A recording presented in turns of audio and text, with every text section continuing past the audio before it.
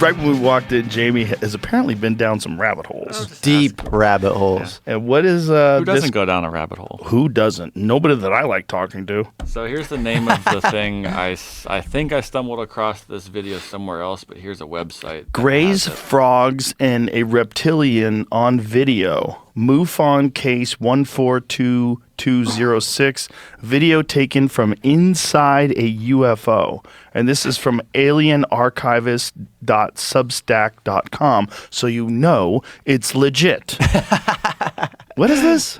In 2021, June 12th, 1:15 a.m., an anonymous man in Key West, Florida, recorded a 42-second video, allegedly, also Key West, so you know it's legit. Florida He's man. Definitely not on drugs. That's right. Definitely not drunk. Not on bath salts, for sure. 42-second video allegedly captured from inside a UFO. Video appears to show the interior of a room containing several distinct entities, with a cell tower visible throughout what appears to be a window in the background, according to the investigative report. The tower's obstruction lights flash at a rate of 30 times per minute, the same rate required under FAA standards for a cell tower obstruction lighting. Experiencer was suffering from severe hip pain at the time, definitely not on drugs, severe hip pain. And believes the intense physical discomfort, definitely that and not the drugs, helped him resist the sedation used by the entities, allowing him to instinctively record the encounter. With no conscious memory of the event, he did not discover the video in his phone gallery until 6 months later. He later underwent hypnotic regression in an attempt to recover his missing memories from that night. Below are the key visually enhanced stills and the 42 seconds of footage. Have you watched this, Jamie? I remember watching some of the footage. Oh, you were drugged as well. I was, You don't even remember it. You no got to way go through I wasn't. hypnotic regression. So I think we got to watch it. I remember watching the people discussing it though, so I don't, I don't think. I'm sure this is crystal clear 4K video. That's right. With no ambiguity whatsoever. This is gonna put the okay. Holy crap. Holy crap. This guy in a sauna? The fuck is this? A steam room? He's got a phone from 1984. What the fuck is this? What is he filming? This is horseshit. See, some entities sort of. I pop don't up see here. jack shit. Hold on. He says I think he answers questions. It's only 30 seconds long. Where's the entity? Bro, this is the worst video I've ever seen in my life. It's the worst video ever. This is terrible. That light, This guy is pathetically in a blinking. fucking closet with an old beeper. This doesn't make any sense. This is terrible. See, when I was watching it, they said that the ceiling pressed down, but I'm not seeing that. So here's still frames of the entities. What the fuck is that? Who knows what that is? Yeah. Who knows what that is? This is nonsense. Oh, that's Well, they it. cut it out. I think they're enhanced. Oh, This is enhanced. It's you gotta be think? enhanced. Do you think that's enhanced? Bro, we just saw the same video, and there's nothing on that video.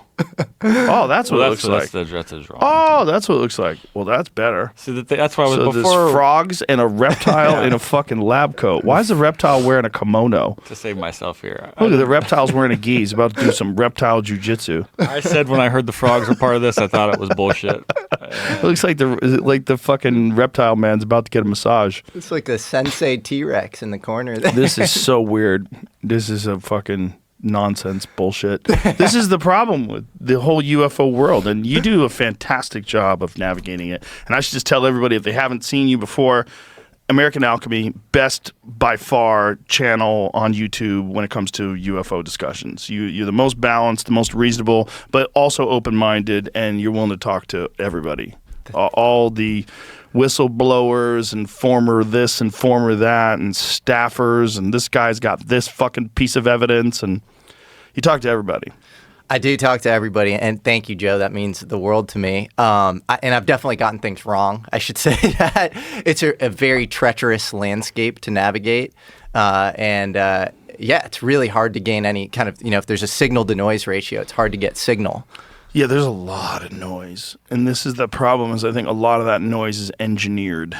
I think it's on purpose. I think it is on purpose because in today's world with AI, where it's actually easier to deduce the signal than ever if you're an ordinary citizen, if you want to muddy the waters, you could try to get people away from the signal, or you could try to increase the noise. And those are two ways to deflect from the truth. And I think the flood the zone, increase the noise is what the kind of counter-intel community has decided is going to be the strategy. Well, it's interesting because instinctively, if you've been around the block and you clearly have more than anybody, you've seen enough of these things, something comes up and you're like, okay, I'm being fucked with. Like, okay, this is not real. Okay, there's something. And then some of them you're like, wait, okay, there's something here. And it's almost like you have to go on the instincts that you've developed by being inundated with horseshit for so long. Well, I feel like you're probably the best in the world at that. It's all like, and for example, in AI, in machine learning, you have garbage in, garbage out. So if you have bad data, then like there's bad output on the other end. And your pattern matching gets better over time. And I think you have more data points probably than anybody as far as, like, there's probably a thing that you do where you, like, lean in and you, like, lock people in, you, like, look them in the eye. And, like, you probably, I don't know if you're even, like, aware of it, but you can, I feel like, see through people somewhat. And that's not even... Somewhat. It's not... It's got faults. It's instinctive, and I'm sure it's not perfect, but you're probably like S tier at that. And I think I'm it just comes well through. rested. This is also the problem with me, is that I own a comedy club and I'm addicted to playing pool. So sometimes I'll stay up till 4 o'clock in the morning, and then I have to get up at 8. And then I'm only getting 4 hours of sleep, so I'm trying to mitigate that. And I come in like a little foggy. That's a problem. I'm trying to do that way less. But that fucks me up. But when I'm well rested, I'm pretty good at it. As long as you know what you're looking for, if you've seen enough people bullshit you and you smell it. It's weird. Like you smell patterns. You smell people being disingenuous, or you smell narratives. They're trying to sell something or kind of, I don't know, artificially round something out when they don't know, or not be humble and be like, I don't know. Like it's ambiguous here, actually. There's also a problem, and I'm sure you've faced this before too, where a lot of these people, they've developed an online identity that's based on being someone who has knowledge about something.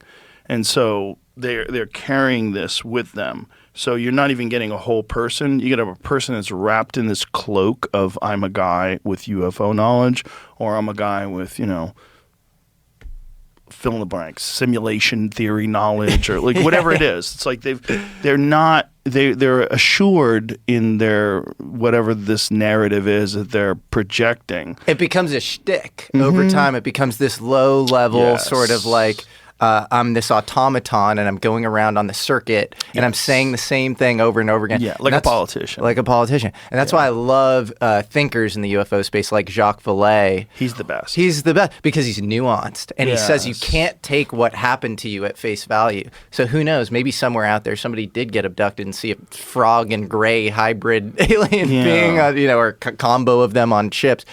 But... what he says about the phenomenon is inherently you have to sort of distrust the experience in some ways. And you're seeing a mask. You're seeing something being projected from on high, from some higher dimensional space or something, into, what you can perceive. And it's kind of like if you go back to Descartes, like Descartes' demon, it has 3D total control over your perception. And so ultimately you can't actually come out of the experience saying much about what you've seen. It was transcendent. It was profound. You're getting gaslighted by skeptics who are like, there's nothing there. Like something did happen, but it's very hard to say exactly what and why.